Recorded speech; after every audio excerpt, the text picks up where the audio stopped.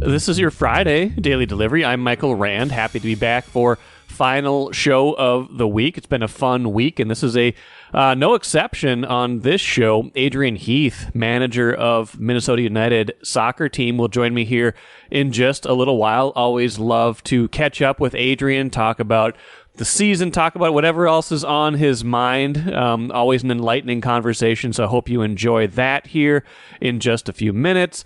Got some Gophers football stuff towards the end of the show. Minnesota Lynx, a big win. We'll get to that here in a few minutes. First, though, what did I miss? Let's start with the Twins today, because I feel like things were pretty negative when they played Milwaukee here a little while ago in Milwaukee. 2-game series where things got out of hand in the bullpen. They had leads in the middle innings, especially the game on Wednesday where they had that sizable 3-run lead in the middle innings, let it get away. The bullpen couldn't hold on to it. Next thing you know, it's a loss, and it feels like things are starting to slip away a little bit in the division race. Well, Thursday was pretty much the complete opposite. The kind of game where they're down, I think, 5-2 in the middle innings. Pablo Lopez has not had anywhere near his best start of the year. He's been tremendous lately, but gave up 5 runs, 10 hits in 5 innings. So they get that 5-2 deficit. It's looking like, another negative game. Now, when they started the game, they already knew that Cleveland had lost twice. Once the makeup of a suspended game or the continuation of a suspended game, and once the regular game against the Dodgers. So they knew there was not the pressure wasn't necessarily there, but still down 5-2. You're back at home. You're playing Texas, a team that had been struggling, but a team that by and large this season has been very good. And then they get kind of the opposite effect of the nights before, right? They get tremendous bullpen work. Josh Winder, don't want to underrate what he did in this game. 3 scoreless and hitless innings for the Twins in this game. Ostensibly middle relief, and when he comes in, they're down 3 runs. He's harboring no illusions about his role in this game, but he keeps it right where it is. The Twins start to chip away, get some solo home runs. Michael A. Taylor, 2 home runs in this game. He's got 19 this year. Little segue here. Where would they be this year without Michael A. Taylor? Considering that Byron Buxton has not played a single inning in the outfield all season, considering that Michael A. Taylor has not only given them very good defense in the outfield, but has hit 19 home runs. He's not great at the plate. His OPS is like 730 right now. He barely walks. His on-base is terrible, but he runs into one just enough to make him a functional player, especially at the bottom of the lineup. But he's been hitting well lately. He's got 3 home runs in his last 2 games now, and he has given them a stability there in center field where they don't have to patch it together. They can basically say, this is your spot. You're going to play the vast majority of the time. And that's taken the pressure off of having to put Buxton back out there before he's healthy, before he's ready, things like that. So Taylor does it again. So they get it to 5-4 going into the 8th. Winder's giving them a 3rd straight scoreless inning, and then they get the real rally going. Big hit from Carlos Correa, who ties the game. Double play by Max Kepler. Looks like the rally's going to fizzle, but then Ryan Jeffers comes in, hits that pinch hit 2-run home run, 7-5. Griffin Jacks closes it down in the 9th because Joan Duran had pitched basically 2 innings the day before in Milwaukee, trying to close out that win when he could not do that. So big, right? Your ace is on the mound. He only gives you 5 innings of 5 runs. A lot of your best bullpen guys are either not available or limited availability because of all the work they had in Milwaukee. You're down 5-2 in the middle innings. You still find a way to come back and win on another hot night. You gain a game and a half on your closest competitor. You're up 6 now with 34 to play. Just a really, really good win. If we've talked about bad losses enough, this was a really, really good win. This is the kind of win where they'll look back on it and say, okay, it's the kind of win, like Royce Lewis might say, that you have to kind of have in the postseason. You battle, you come back, you get some unexpected performances, and you get it done. And B, one of those wins where it starts to help you solidify your position. 6 up with 34 left is not, they haven't won anything, just like I tried to say earlier this week, but that has to feel a lot better than where they were a couple of days ago. So big win for the Twins in this one, and a lot of performances that were that fueled that victory. Now the Lynx, same thing. It was a night of big wins for Minnesota teams. The Lynx beat Dallas for the second time in 3 nights, and there was a lot of sparks flying the game before. You might remember we talked about that on Wednesday's show, I think. A Dallas player calling the Lynx fans disgusting after they cheered for her injury. There was There's ejections, fan ejections. There was a flagrant foul. There's a lot of stuff going on, especially at the end of that game. We were wondering if there would be fireworks in this game. Instead, there was more of just a hard-fought game. The Lynx took a big lead in the third quarter. Dallas rallied. This one was in Dallas, but the Lynx held on to win this game, get themselves back to 17-17, back to 500. They've been there a few times this year after that awful 0-6 start. They haven't been able to eclipse that yet, but they've gotten back to that mark. They're just a game out now of the fourth spot in the WNBA playoff race. That would give them home court advantage in the first round of the postseason with just a handful of games left to play here. So that's a big thing. Their playoff spot is solid right now, but they're chasing home court now. So that was basically you would have never thought that early in the year, where I thought, hey, all they got to play for now is a 2024 draft pick. They have proven that they are beyond that they are a playoff team this year. And, it showed in this atmosphere. Cheryl Reeve, head coach of the Lynx, afterwards had this to say about what she expected of the game going in and how it transpired. I mean, we were locked in, we can't get caught up in, whatever they need to motivate them, whatever, that's beyond our control. We were locked in on, regardless of the reason why they'd be excited, they're home. They're a good team. They're fighting for a playoff positioning. So put whatever reasons on it that they might be excited to play tonight. And so I think given all that and being able to be steady, there were runs both directions. Third quarter, that's how we came out of the locker room and how we executed. And we found spaces where that maybe Dallas started to kind of crack a little bit, and then obviously they got back in it, and we kind of had to hang on at the end. So overall, I'd say this: if we were ripping the Lynx earlier in the year, we got to praise them right now. Back to 500 after that 0-6 start, meaning they were 17-11 since that 0-6 start. The Twins, if we ripped Rocco Baldelli for how he handled the bullpen in previous games, you got to give him credit for this one, leaving Winder out for 3 innings, letting him get them to the 9th inning, trusting that he was going to have enough to get through that last 3rd inning of relief. If we're quick to criticize, we got to be quick to praise as well. Those were 2 good wins for Minnesota teams tonight, solidifying playoff position. MGM Wine and Spirits is the choice for savings, service, and a great selection of spirits, pre-mixed cocktails, wines, and of course, ice-cold beers and hard seltzers. With over 30 locations throughout the Twin Cities and beyond, there's an MGM near you. Head to MGMWineandSpirits.com to find a convenient location in your area. Get social. Follow MGM on Facebook and Instagram for all the latest news and trends. Make great moments with MGM Wine and Spirits, your locally owned and operated choice for over 50 years. Save time, save money. Shop MGM.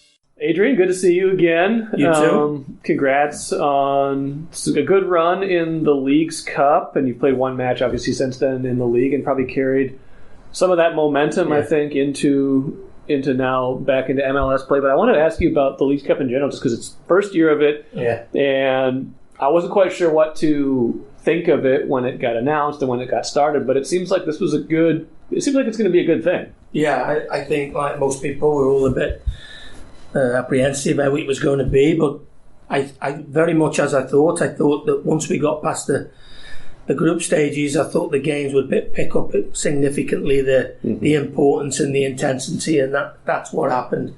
We got to the last 8, considering there was 47 teams. There's another 39 that probably would have liked to have been where we were, but apart from the last 30 minutes in Nashville when we were down to 10 men and we chased the game. It was a good tournament for us. We had, a huge win down in Columbus. You look at their results this year and their home form. So to go there and win, albeit on a penalty shootout, was terrific. We had a couple of games at home where we played with 10 men and we managed to come through. So I think there were some really good nights for us at home, some really good occasions. The atmosphere in the stadium was terrific. Our supporters were magnificent again. Yeah, so it was. I think the tournament is here to stay. I think it will grow. I think the importance of it will certainly resonate. I think with the Mexican players as well. Yeah. That was the one thing that I wanted to see. I've always knew, like we all do, the Monterrey, the Tigres, Chivas, Club America. We all know they're very, very good. I think that what might have surprised people was the depth of the MLS. Yeah. Because we ended up with 2 teams in the final. I think that, our depth and the intensity of the play that we did might have surprised 1 or 2 of the Mexican teams, but I'm no doubt they'll be back next year with a renewed vigor, shall we say. Before we get to some other stuff, I've seen multiple people. I think Messi got asked about this, and he's been given a lot of kind of credence to MLS. And obviously, they go and win this cup, but they just the talk of the growth of this league and kind of its place in the larger soccer ecosystem. You see that? It's been a talking point lately, I feel like, in particular. How do you see that evolution? Well, I think that the fact that Messi's here, obviously more eyes have come onto the league than ever before. Yeah. You only have to look at the numbers. Yeah. I think Inter Miami's social media went from 700,000 to 14 million or something. And he's done okay so far. Yeah. He's played all right. And that was one. It's a strange one. Somebody said to me, "Are you surprised Messi scored?" I go, "He's got 800 league goals in his career. It's not just here that he's scored." Right. And but for me, I think it's been great that the fact that the eyes of the world have been upon the league, and I think the league has done really well.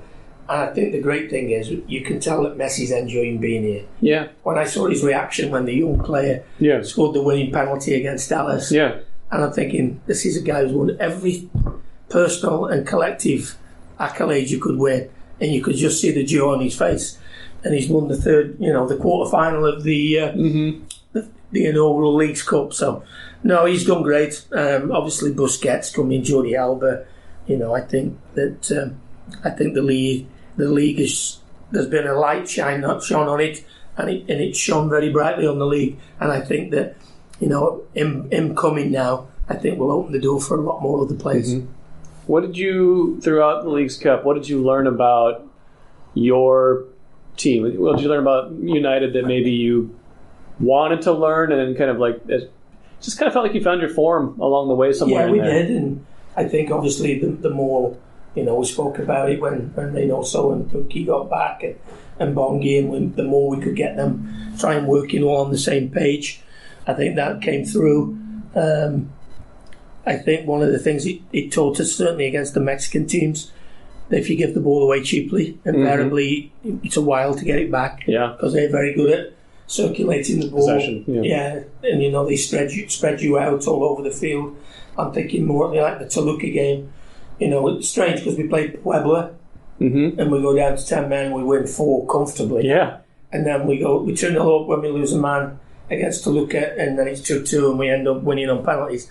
They actually showed you how to play with 10 men. They stretched you wide. They made sure they got them little overloads and them little areas in midfield. So there was plenty of learning lessons for sure. But the one good thing was I thought that we showed that we can compete, and I mean compete with anybody. Yeah, and like you said, you mentioned multiple times over the years when you've talked, you're only sometimes as good as your players, right? Like when you get Reynoso and you get Pookie, like you said, kind of integrated into this. Yeah. Bongi's come on, and it sounds like hopefully we'll talk about him, but maybe his injury doesn't maybe look as bad as you maybe could have feared. But that combination of guys together. But let's start with Reynoso. I mean, last time we talked, there was some great uncertainty about what this was going to be. How has that been now that he's here, and kind of seems to a degree like nothing changed, because he's the same guy to a large degree. The one thing from my point of view was, I said to Ray the first day he got in here, I've got a really good open relationship with him. I let him know when I don't think he's working hard enough, or I don't think he's playing well enough, and he takes it. But the one thing I said to him when he got back here, I said, Ray, in this situation, talk's going to be cheap. It's going to be by your actions. Yeah. What you do on the field, what you do day to day out here, is going to be whether you regain the trust of everybody internally in the club. I can't speak highly enough of him since he come back. Yeah. Not missed a beat. He's trained every day, working really, really hard. He's got himself physically in really, really good shape. And as you just touched on before, no disrespect, but not just in soccer, not just in football. You do without your main quarterback. The NFL team's not the same. Take LeBron out the Lakers, are they the same? No. He's our best player. We can't hide the fact that our best player wasn't here for half a season. Yeah. The fact that we've suddenly started to play better and offensively shouldn't really surprise too many people, Because you have your best player back. Yeah. And you've added, and it's not just him, there's a synergy that he brings to you that makes good players better. And you put Pookie with him, and Bongi has come on. Yeah. But the crowd as well. Yeah. People forget that. Right. We've got a player that when the ball goes to him, people hold their breath and go, what's he going to do now? Yeah. So it's not just the teammates. It's everybody connected in the club, the supporters. And he's been terrific. I know Timu's been disappointed in his goal output, but I can see him scoring lots of goals with Ray. He keeps getting in the right spots. They'll come, as he's always done. And we spoke in the off season with Bongi about hey, the next part of your game that you need to develop. You've got to start scoring more goals. Yeah, I could have been speaking to you this time last year, and he could have been sitting on the same amount of goals with the opportunities that he had. Sure. This year he's starting to take them opportunities. Yeah. Even this weekend, he had 2 great chances again this weekend in New York. Yeah. So he's working so hard to get himself in them real good spots. And, we've spoke to him about watching where Pookie goes, because Pookie's taking people to the near post. Can you find the seams that get left behind, the spaces that get left behind? And he's done brilliantly. And, I can't speak highly enough of him. The way he's come back and he's worked so hard, both sides of the ball. His physical data's off the charts, the amount of distance he covers, high speed running. And I'm a firm believer that you get out of life generally what you put in it. Yeah. And he's getting the rewards for all the hard work he's put in. What do you scoring goals, it seems so obvious, it's the object of the game, but there's people who just seem to be natural finishers or they've become that over time. What is it in those moments that makes, what's the difference? What's that fraction? What's that thing where you can say, you got to get better in this one little thing and then you're going to be scoring 15 goals instead of 4? I think there's a few things. You have to keep believing, because trust me, I've been there. When you're a goal scorer and you have them spells where 5 or 6 games, whatever you do, nothing comes off. So you have to keep believing. Okay. The next one is try and be as natural as it can be. Okay. Don't overthink it. Don't. If you know it's a one-touch finish, do it with one touch. Don't think I have to make sure, because invariably you don't get that second. Yeah. You've got it. So keep believing in what you're doing. Try and be as natural as you possibly can. Don't overthink it. But the most important thing, keep getting in the areas where you know you're going to score. I said to Bongi, you've got to get in, I call them one-touch finish positions. Yeah. So you're close enough to the goal that nearly everything is a one-touch finich. But then he's ended up with, what you've seen the goal where he goes to shoot and he takes his time. And that's all. That's a bit of confidence. Yeah. His confidence is sky high now. But without his ability and his willingness to get in the right spot, he doesn't get these opportunities. So how do you take then what you did in the Leagues Cup? And you started to do it already. You had the 2-0 result. You've got a couple home matches coming up, I believe. How do you kind of take that and carry it over to the rest of your season? Because if you just look at on balance, and your season's been kind of marked by Ray wasn't here, Ray is here, so you're a different team now. But if you look at it as a whole, you're the wins, losses, and draws are almost identical right now. How do you take that to the next level now? Well, there's a couple of things as well. We've been without Robbie Lowe, which will be for half a season. Yeah. Who, what anybody thinks is one of our best players. Yes. So that's been a huge loss. Sure. Obviously, been offset a little bit because Ray's come back and sparked an awful lot of other stuff off. I spoke to the players. We had a big meeting last week, and I said we've got a third of the season left. We've got 12 games. We probably need to win at least 5. Do I believe we can do that? Yeah, I do. And I think that, I take a lot of satisfaction as that we're the only team in the West that's made the playoffs 4 years on the trot. Right. And when you consider the teams in the West, the LAs, Seattle, Portland, as I said to the players, I don't want to take this lightly. I want to finish in the playoffs again. Yeah. I actually believe that we're in a position where we can actually challenge to get ourselves home field advantage in the playoffs. So that top 4? Yeah. And I've looked at all of our fixtures. If we play like I know we can, and we can start to get our home form going, which is going to be important. We've got 7 games left at home out of 11.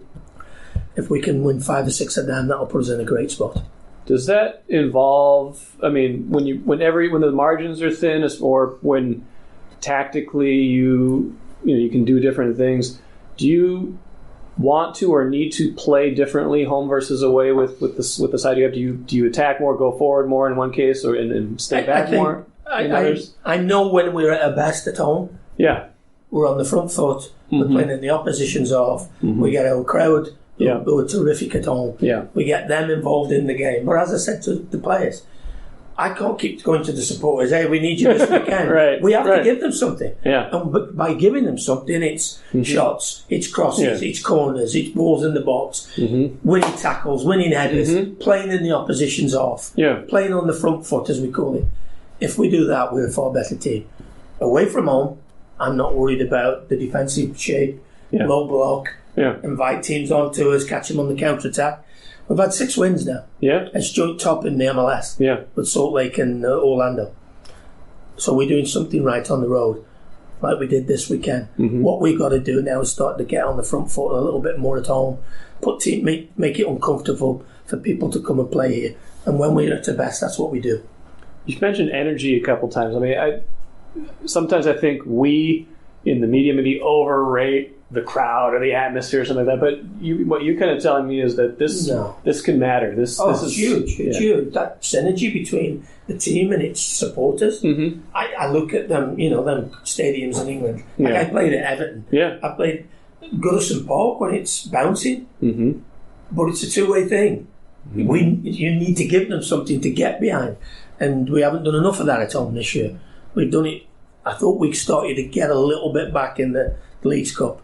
Started to get the crowd energised, and we need that. And we're going to need it in all our home games. Yeah, and that starts Sunday is Seattle, right? Yeah. And that's and they got beat this weekend, so that won't be any easier because I know what Smetsy's like, the coach. He'll be getting after him this week. So it's always tough. They're a really good side. They've got they spent a fortune on their group. Yeah, and the likes of Rui Diaz, the Laderos, Jordan Morris, Roldan, Chewy. They're all big players in our league, so it won't get any easier. But I know we're capable at home.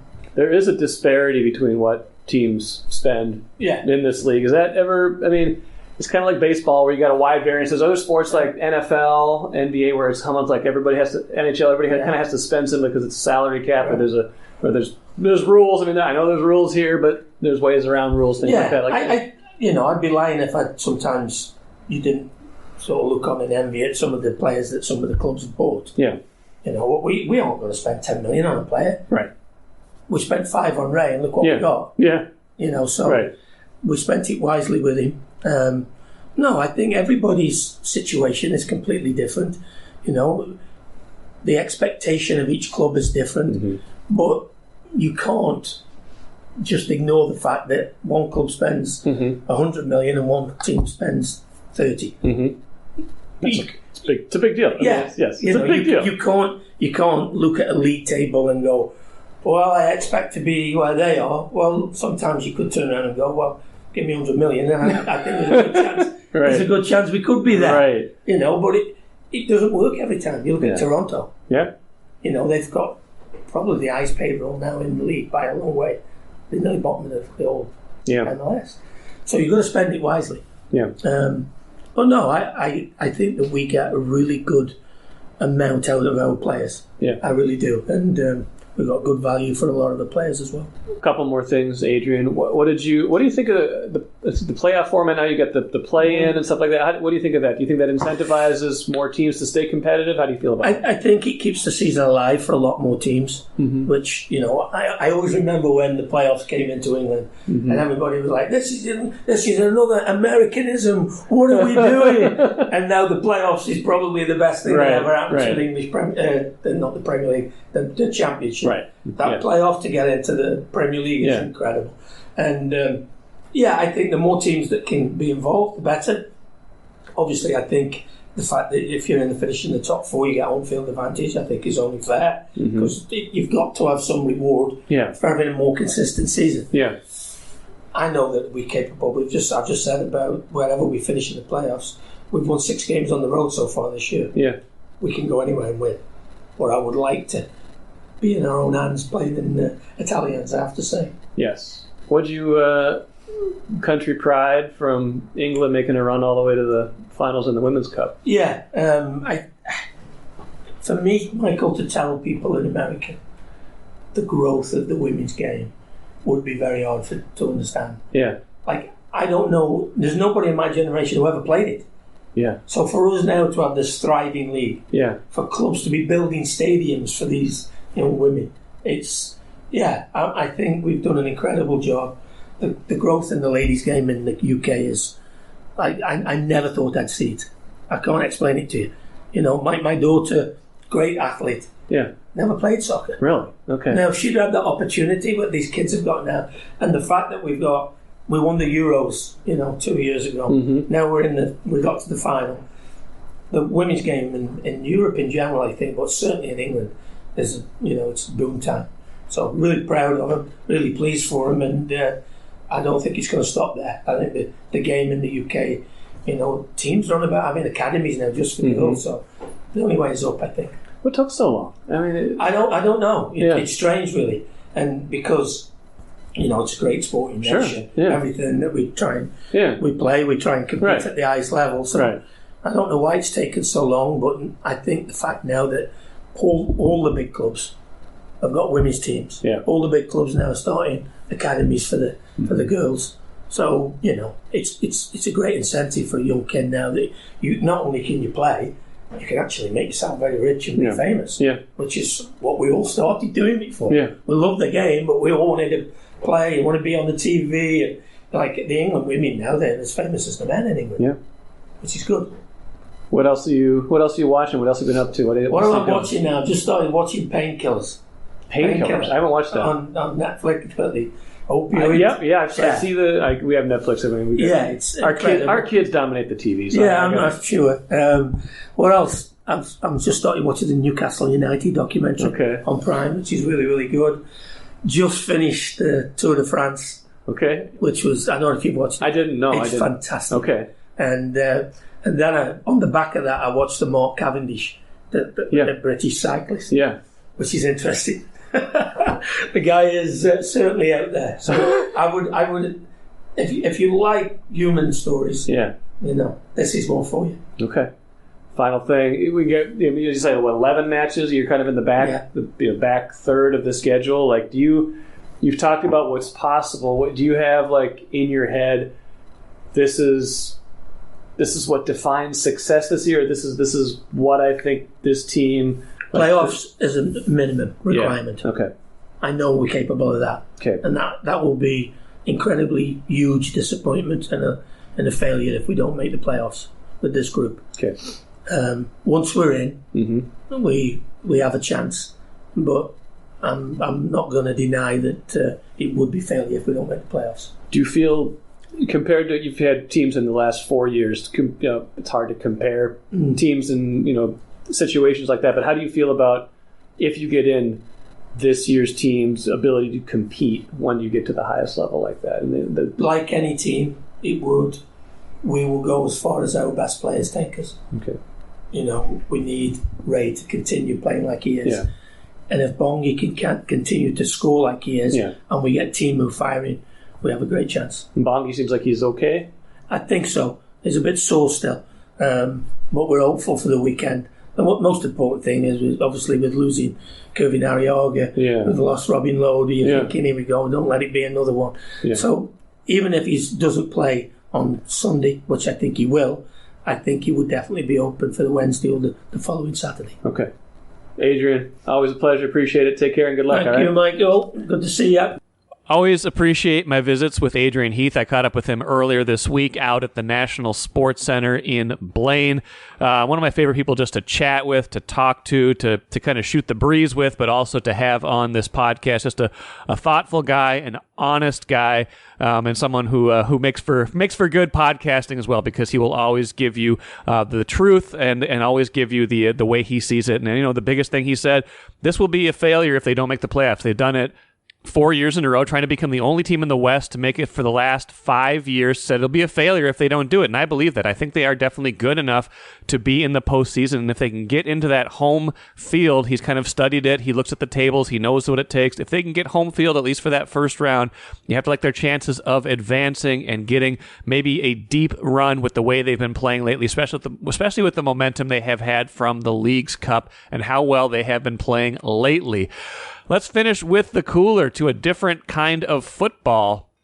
2 things to mention here. 1, go listen to the latest Access Vikings podcast. My colleagues Ben Gessling and Andrew Kramer have a lot of interesting insights into TJ Hawkinson's status, into the Trey Lance notion of his availability as in a potential trade with the 49ers, things like that. So check that out. That just came out on Thursday. And Gophers football announcing that their opener next Thursday is a sellout against Nebraska at Huntington Bank Stadium. So if you're looking for tickets to that game, like Trevor Mbakwe, he was on Twitter the other day, or X, I should say, saying, hey, anybody got tickets for this game? Former Gopher basketball players. So tickets harder to come by, even if you are a legendary former Gopher athlete. That'll do it for me today. Plenty of good stuff coming up next week. I'll be out at the fair a few times. I'll give you that full schedule when I have everything locked down next week. But one thing I do know, or at least expect, is that next Wednesday I will be out there talking to Wild General Manager Bill Guerin, and I will use that interview on a future podcast as well. So if you can't get out there, you can listen to that right here. Thanks for listening all week. Back at it again with Royce on Monday.